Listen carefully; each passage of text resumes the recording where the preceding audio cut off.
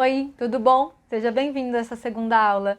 Se você já acompanhou a primeira aula, você viu que eu falei sobre como a gente surge como ser humano, sobre que tá todo mundo doente, de onde que vem nossas doenças, como é que a gente vai fazer para tratar agora essas doenças, eu vou falar para você. Muita gente pergunta assim para mim, eu entendi essa caminhada sistêmica, eu entendi essa hereditariedade, eu entendi que eu tô doente, eu entendi que eu tenho ansiedade, eu entendi que eu tenho problemas com a minha família, eu entendi que eu vivo triste, eu não sei nem por que às vezes eu vivo triste, que eu preciso de ajuda. E como que eu mudo agora? O que eu tenho que fazer para mudar? Então eu quero falar para vocês dos 4 passos para a mudança. Dos 4 passos para a mudança, a maioria de vocês já fez o primeiro. Porque o primeiro é identificar a limitação. É tipo assim, Érica, eu tenho isso, eu me sinto assim. E eu não estou falando de algo que foi diagnosticado por um profissional, porque muitas vezes você ainda nem foi num profissional, nem foi diagnosticado. Ou eu falo também assim, diagnóstico serve para quê? Para te dar um rótulo, né? É um ponto de partida, não resolve nada. Então, como que você se diagnostica? Você vai saber quais são os sintomas daquilo que você está sentindo. Ou seja, quais são as suas limitações? Faz uma lista das suas limitações. Poxa, eu entro em relacionamento, saio de relacionamento, acontece a mesma coisa. Ou seja, você já identificou que você está vivendo um padrão limitante dentro das suas relações. Olha lá, identificou. Ou então você fala assim, eu acordo já me sentindo mal, sentindo que eu suo frio, sentindo o coração acelerado, começar o dia é muito difícil. Olha lá, você já identificou sintomas. Eu não me sinto confiante, eu não sinto que eu sou capaz, eu não me sinto merecedora. Olha lá, já identificou. Então, assim, o que você não aguenta mais da vida, você sempre sabe. Se você nunca pegou um papel e uma caneta e colocou isso no papel. Então, é isso que eu estou te convidando a fazer. O primeiro passo para mudar é você entender o que você quer mudar. O primeiro passo para mudar é você identificar quais são as suas limitações. Mas escreve elas. Tira da cabecinha, materializa, escreve quais são as suas limitações para você ter certeza de tudo que você já sabe que você não aguenta mais dentro de você. Este é o primeiro passo. Feito isso, bom, eu tenho aqui um mapa de todas as minhas limitações. Você vai olhar para isso e pensar assim conscientemente, tem alguma coisa que eu possa fazer para mudar isso? Na maioria das vezes, você já tentou muitas coisas para mudar isso. Na maioria das vezes, você já tentou com força de vontade. Na maioria das vezes, você já leu um livro, já assistiu um vídeo de autoajuda, já faz meditação, já procurou terapia, já foi num psiquiatra, já tomou remédio, já fez um monte de outros tipos de terapia, às vezes nem funcionou com você. Então, assim, o primeiro passo você já fez, identificou. O segundo passo é buscar alguma ajuda. Se você falar para mim, Érica, mas eu já busquei ajuda e não funcionou, continua buscando. Continua buscando. Quem mais vai fazer isso por você se não for você? Mas eu já fiz, tenho clientes assim. Mas eu já fiz Theta Healing, eu já fiz Reiki, eu já fiz terapia com a psicóloga, eu já passei no psiquiatra, eu já fiz não sei o que lá. Nada funciona pra mim. Se nada tá funcionando pra você, mas assim, nem como um degrauzinho, mas nem uma subidinha, mas nem uma pequena melhora, então talvez não tenha nada de errado com tudo que você buscou, mas sim com você. E com a sua postura em relação aos profissionais que está buscando para te ajudar.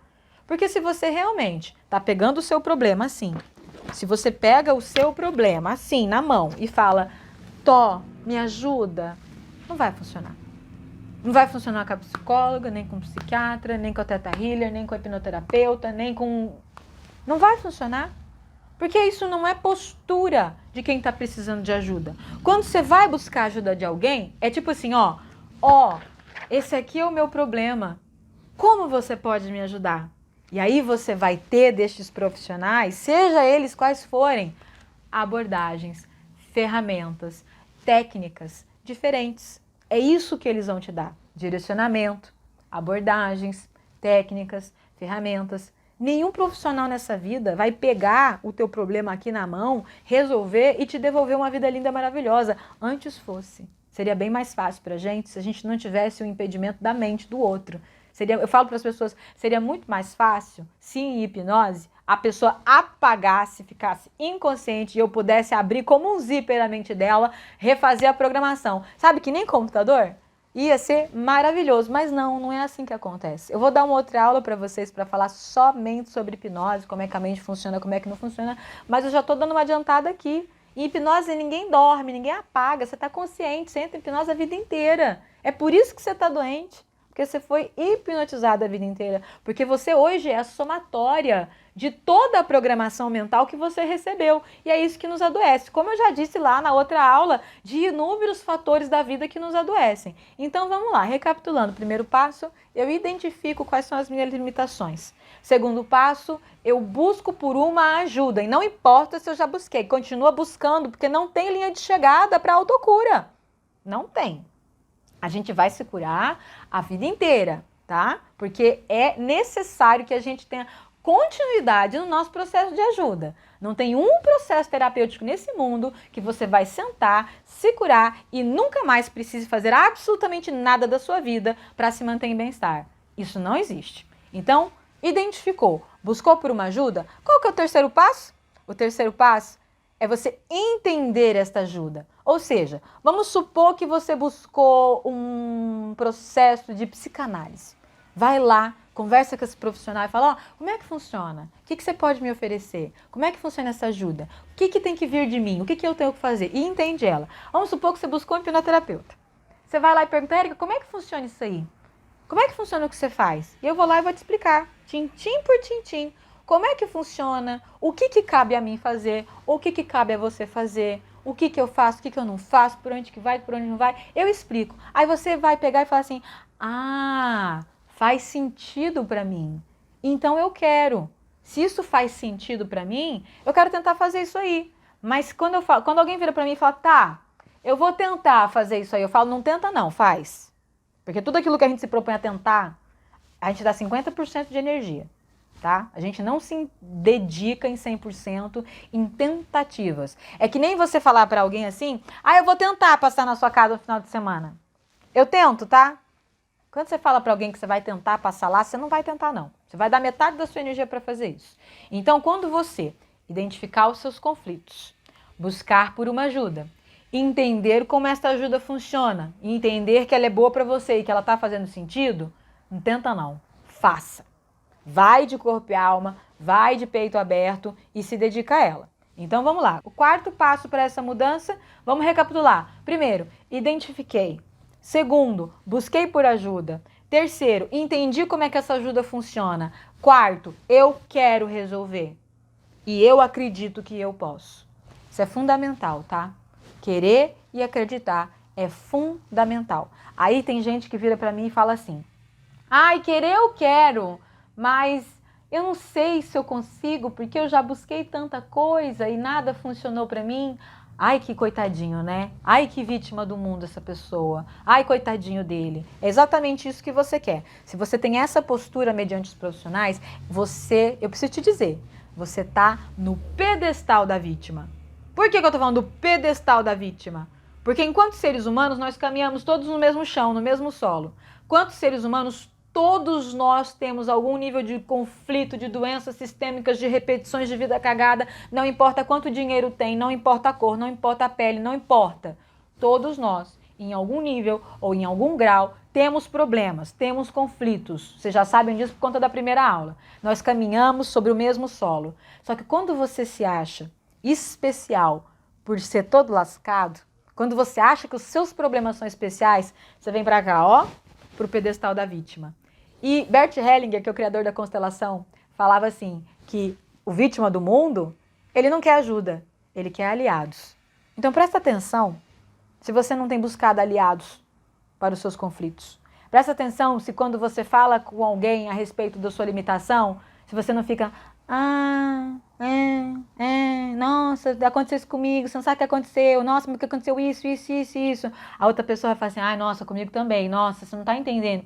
Aliados, olha lá, na dor vocês se abraçam. Tem alguma resolução nisso? Não tem. Falar do problema não resolve o problema. Gente, se falar de conflito, resolver esse conflito, ninguém precisava de terapeuta, bastava ter um amigo para alugar a orelha. Aí você fala, desabafei. Nossa, desabafei, tô me sentindo bem melhor. Uma ova. Desabafar com alguém não faz você sentir melhor, faz você ter a leve sensação de alívio momentâneo, porque você encontrou um aliado para corroborar que você realmente foi vítima, né? Nossa, que coisa horrível que aconteceu com você. Caramba, né? Poxa, que triste. Caramba, nossa, que legal. As pessoas não percebem o quanto elas se sentem importantes em ser vítimas. Elas tanto não percebem que permanecem nesse pedestal aqui, ó, por muito tempo. E quando vocês entenderem, quando eu falo, mas Érica, você fala nos seus vídeos que nós somos vítimas de outras vítimas.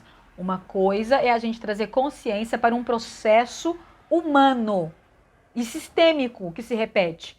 Nós somos vítimas de outras vítimas. Se eu sofri um abuso, eu sou vítima, correto? E tem o algoz, que foi quem fez o abuso contra mim. Então é uma nomenclatura que a gente usa. Agora, estar neste constante estado ou no pedestal da vítima é uma escolha. Você pode não ter consciência disso, mas agora eu estou te dizendo que isso é uma escolha. Gente, vocês estão falando com uma pessoa que teve 4 tentativas de suicídio ao longo da vida. Aos 12, aos 14, aos 18, aos 29. Eu fui uma grande vítima do mundo literal e emocional. Por quê? Porque eu fui vítima das circunstâncias, eu fui vítima de outras vítimas. As pessoas que me machucaram também tinham sido machucadas. Só que eu literalmente me tornei aquela vítima que Bert Hellinger falava. Aquela que procura aliados. Então, qualquer um, 4 anos atrás, encostava em mim, estava eu lá, falando das ladainhas da vida. Ai, você não sabe porque eu tive uma vida assim, porque eu vim de não sei da onde, porque eu passei por isso, porque... Isso trouxe alguma resolução para minha vida? Nenhuma. Não trouxe. No momento em que eu parei de choramingar e resmungar e comecei a me sacudir e procurar, mas procurar incessantemente meios de me ajudar, eu encontrei. E quando eu encontrei, ó, eu identifiquei quais eram os meus conflitos, eu busquei por ajuda, eu entendi que aquela ajuda era boa para mim, entendi como ela funcionava, eu quis mudar e eu acreditei em 100% que eu podia mudar. Mas, Érica, como é que você conseguiu acreditar em 100% que a hipnoterapia ali ia funcionar para você? Gente, tô falando de mim, tá? No meu caso, eu não tinha muita escolha. Eu não aguentava mais ter uma vida de merda. Eu não aguentava mais ter uma vida de tanta dor, de tanto sofrimento. Eu falava, não é possível. Eu vejo cada história de superação, cada história de pessoas que também saíram do fundo do buraco, que ascensionaram, que conseguiram, que se resgataram. Não é possível que eu tenho que me manter nisso. Tem que ter solução. Eu acredito que tem que ter solução. Quando eu encontrei uma que fez sentido para mim, que eu gostei, ou seja, aquele terceiro passo lá, entender como funciona e ver se faz sentido, eu falei, o meu mentor virou para mim e falou, você quer resolver? Eu falei, quero. Você acredita que você vai resolver? Eu falei, se eu tenho que acreditar. Se eu não acreditar, quem é que vai acreditar que isso aqui pode funcionar? E aí eu dei tudo de mim. Por quê? Porque eu já estava no fundo do buraco. As pessoas só dão tudo de si quando elas já não aguentam mais sofrer. Por isso que eu falo para vocês, quem não resolve seus conflitos, quem encontra ferramentas boas para resolver seus conflitos e não resolve os seus conflitos, é porque está preso no ganho secundário.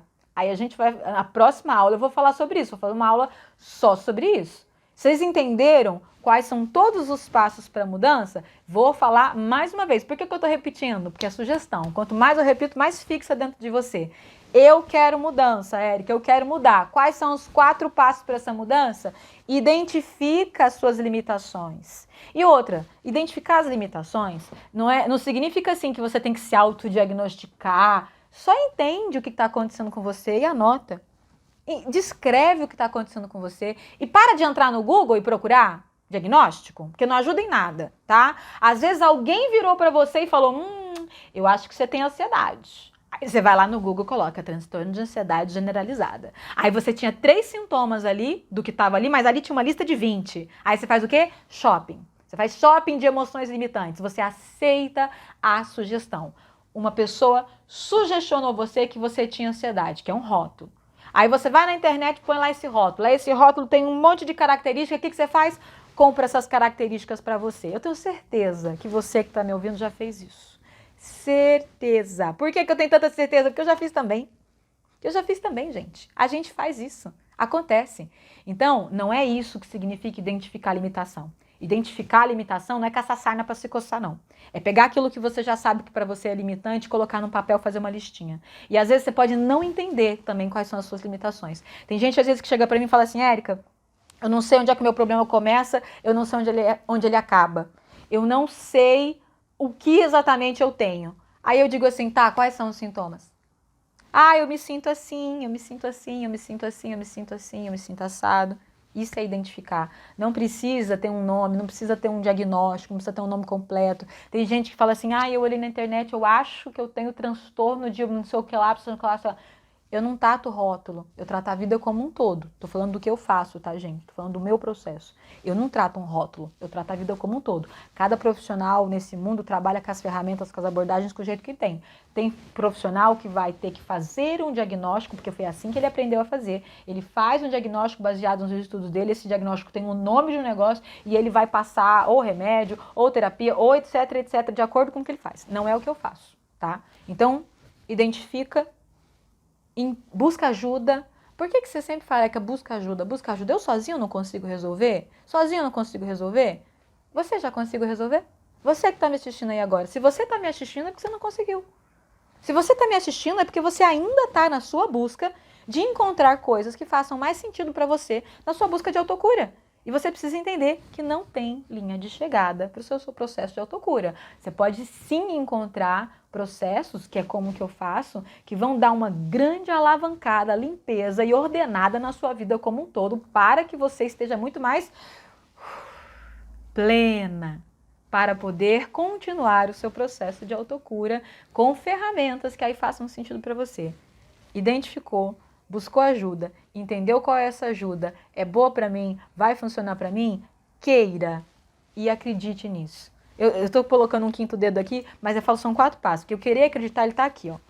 Querer acreditar, ele tem que estar assim, ó, um coladinho com o outro. A única coisa nesse mundo que pode estar te impedindo ou ainda te impedir de se beneficiar com os processos terapêuticos que você já fez, porque, gente, o que eu faço é uma chave terapêutica. Existem inúmeras chaves terapêuticas no mundo. E olha, a resolução dos conflitos, ela não está nem tão associada com uma técnica, está associada com você. É o seu querer e o seu acreditar. Porque se você quiser, se você acreditar em 100%, o profeta te cura. Não era assim na época de Jesus?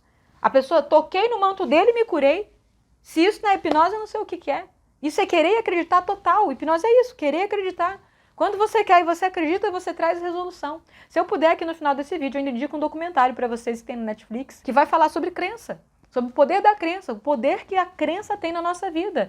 Não importa qual a técnica, não importa qual a abordagem, se você acredita que aquilo é bom para você, alguma coisa de bom você vai tirar dali, tá bom? Então, essa foi a aula dos 4 passos para a mudança. Eu espero que ela tenha iluminado vocês, ou pelo menos convidado vocês a pensar, plantado aí uma sementinha que vai fazer vocês pensarem a respeito disso e começarem a caminhada de mudança e autocura na vida de vocês, tá bom? Na próxima aula a gente vai falar sobre ganho secundário, que é aquilo que impede você de conseguir a mudança que você espera, até quando você já está buscando essa mudança, já passou por alguns processos terapêuticos e mesmo assim ou não consegue se beneficiar ou depois volta a ficar mal. Então eu aguardo você ir lá no meu Instagram, @ericajabur, me chamar pelo direct e me dizer o que você está achando dessas aulas, tá bom? Um beijo para vocês e até a próxima aula.